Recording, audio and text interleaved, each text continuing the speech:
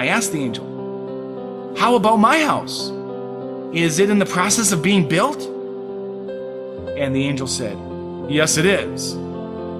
I begged to see my house, but they told me it was not allowed.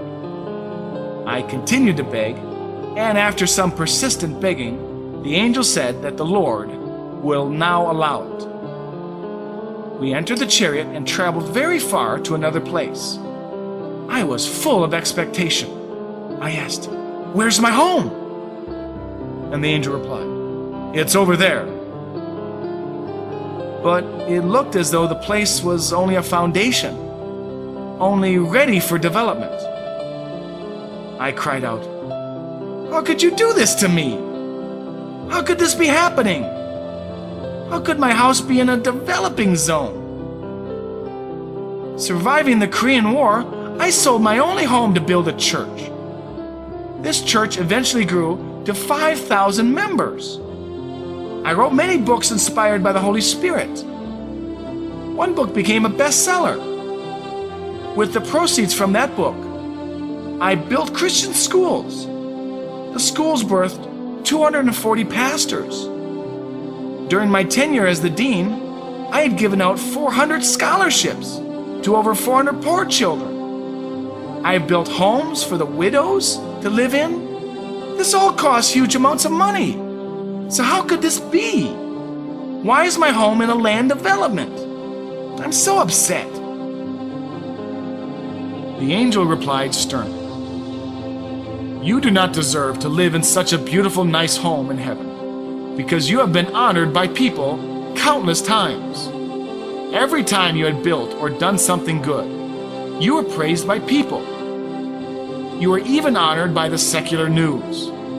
Therefore, all your works are in vain." I looked at my home in the development zone. It was located in the middle of 3 other homes.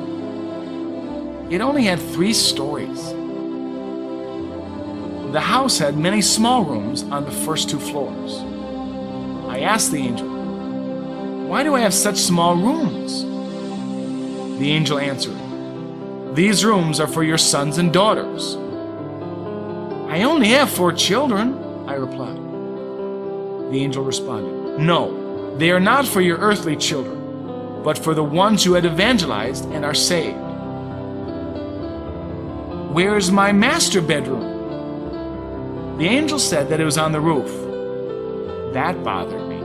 My room was not even finished. In an angry tone, I said, "It is so small. Why is it so difficult to finish?" The angel replied, "You are not even dead. We cannot finish your home or rooms because we do not know if any more materials will be provided. Do you understand?" When we entered my room, I saw 2 certificates hanging on my wall. So I went to read them. The first certificate described when I was 18 years old, living in an orphanage. On Christmas Day, I was on my way back to the early morning church service. I had seen an elderly man shivering on the street. I took off my jacket and gave it to him. That deed had given me a reward in heaven. The second certificate described the same incident, but it was for buying some bread with the little money that I had for the elderly man. The amount is not the issue. The act must be accompanied by genuine faith. The dollar amount has no significance. We left the place and headed back out. During the ride, one of the angels asked, "Are you sad? I will tell you how to have a beautiful home built. The Lord said when you go back to earth, you must go and tell the people about heaven and hell, as you have witnessed. Second, the Lord desires you to build a place to gather elderly female pastors and evangelists who do not have a place to go or live.